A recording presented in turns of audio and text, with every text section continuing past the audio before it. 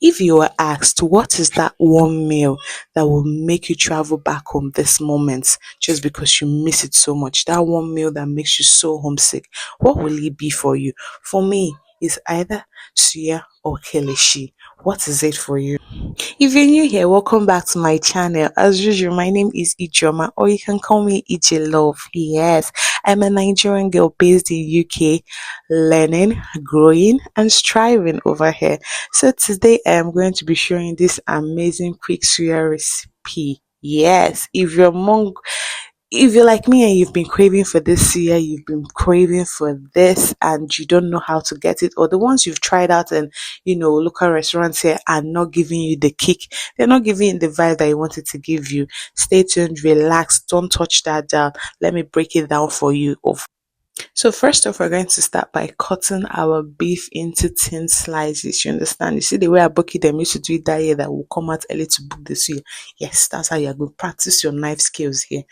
Then you're going to go ahead to marinate it with onion powder, ginger powder, seasoning cubes, and salt, and then set it aside.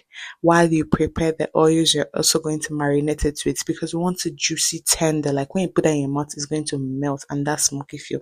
Now for your sticks that you're going to use, go ahead and soak that in water for 24 hours or however long, so that it doesn't burn in the oven. Now go ahead and add any oil of your choice. I use vegetable oil.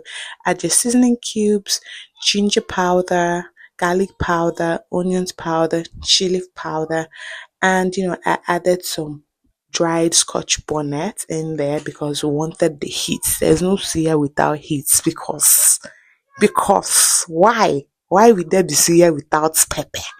So go ahead and pour that oil mix in there and marinate it, like touch it, marinate it, like you hug it, like mix it together like your lost friend, like get to interact with it. Make sure that all that juiciness are all mixed together. Yes, get that in there, get busy and the rest. Now we're going to cover that up and let it rest, let it marinate for 24 hours. Most times when you're grilling or whatever, it's best to let the meat marinate for 24 hours.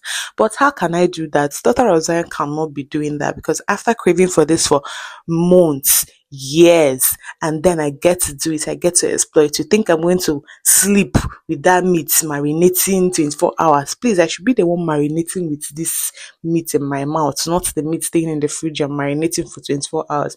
So I could only leave it for 2 hours, and then I had to carry my busy body back and started choking it into the stick. As I was choking it, I was so happy. You needed to see the concentration on my face, because this is a serious thing. This is a very, very serious task. It had to come out right, and it did pop out right. So you see me choking it there with all dedication, no smiling at the match. This is serious business.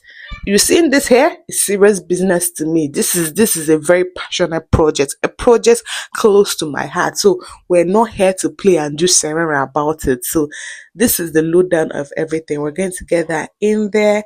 Your yaji powder. I got my yaji powder. That's Suya spice from any charity. Charity shop. Oh Lord in heaven, charity shop. God forgive me. What do I have a charity shop? I got it from an African store. So you can go into any African store close to you and ask them if they have suya powder. Yes, if they don't have suya powder, that means you should be looking for another African shop, because you have to try this. You have to try this. So got all that meat in there, and the next step, we're going to pour out our yaji powder. So you see this brand I'm advertising and I'm showing them. Yeah, you know, come and call me. We love suya. We need more yaji powder. So reach out.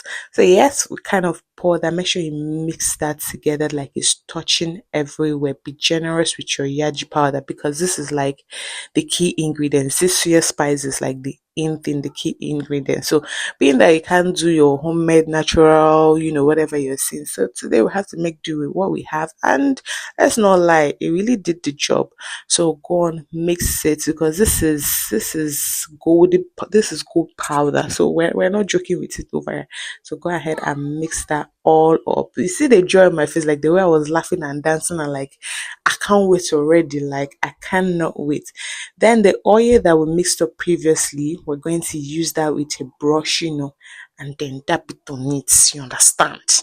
with joy and happiness. See the seriousness on my face. So I know Machi, I am not joking because I've already counted how many sticks I'm going to eat this night. So it better turn out right. And it did turn out right.